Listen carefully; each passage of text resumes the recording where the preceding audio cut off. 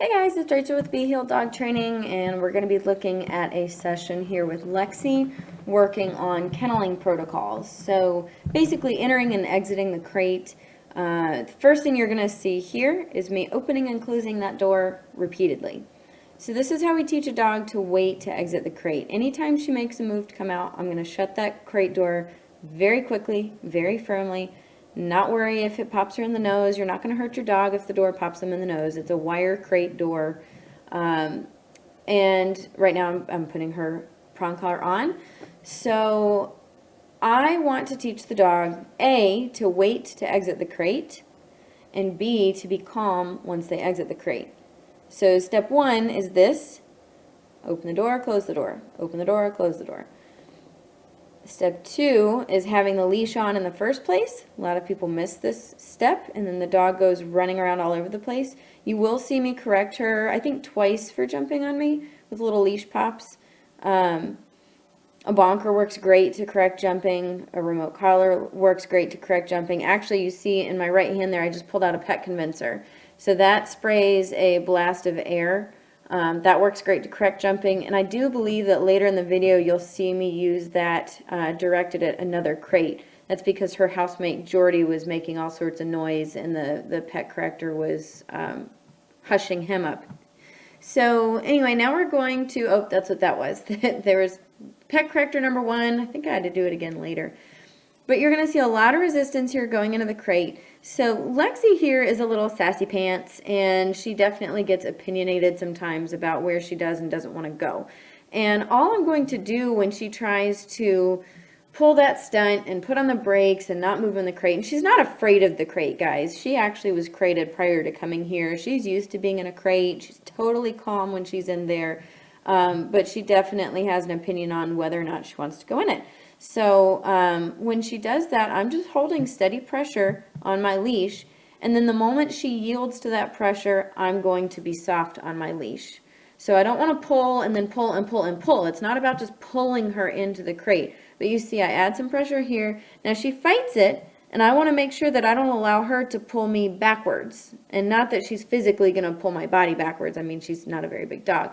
But I don't want her pulling back, there we go, to successfully get her out of going into the crate. So I'm going to hold steady with my hand as much as possible until she yields to that. And so basically what I'm showing her is that, yep, all those antics that you're doing here, it's not going to work. It's not going to get you very far. It's just wasted effort, wasted energy. Really important to know and to understand that I'm in no part of this video ever frustrated with her at all. I mean, really, it's kind of cute watching her do anything. She's a pretty cute dog, but I'm not mad at her. I'm not frustrated with her. It's just a matter of fact, like, nope, this silly stuff, it isn't going to work. It's not going to get you anything. And you see she's already gone, okay, I'll just hop in here. But then on the flip side, she's getting a food reward every time she goes in the crate.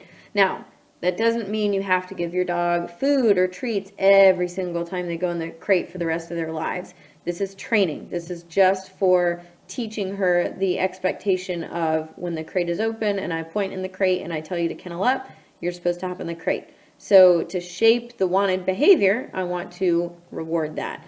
And you can use a clicker or a marker word and give food for that. So right here, notice I'm opening the door. She's not making a move to come out, which is awesome.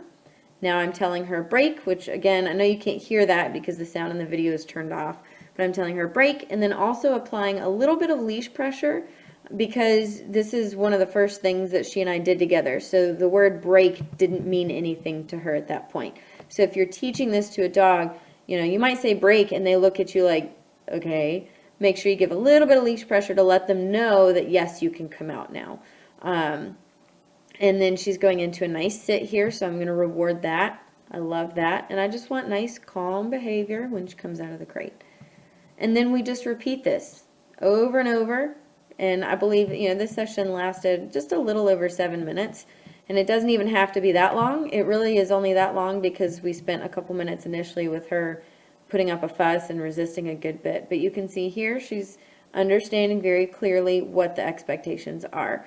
So I want to, when I repeat this, you'll notice sometimes I'm putting her in there, I'm closing the door, I'm dropping the leash in there with her, I'm walking away, and then I'm approaching the crate again, kind of replaying the whole scenario over.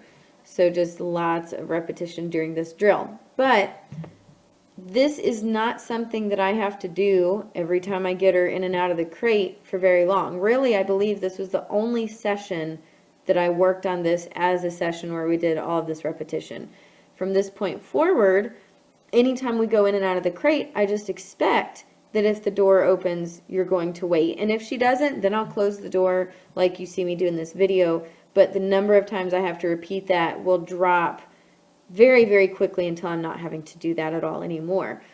Same with going into the crate. At first, the next time that I got her out and then went to put her back in the crate, she may have resisted at that point, but it wasn't nearly as much because she knows from all of the repetition we did during this session, it's not going to get her anywhere. Now, once she knows what's expected and we've practiced it dozens and dozens, if not hundreds of times, then there will start to be a punishment or a consequence for not doing what she knows she's supposed to do. And we never have a consequence in place until the dog knows what's expected.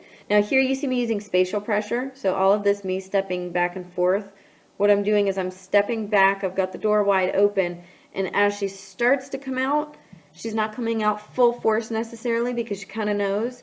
I'm able to just step towards her to kind of clue her into, nope, you're still not supposed to come out. So that's the spatial pressure there. And I forgot what I was saying before.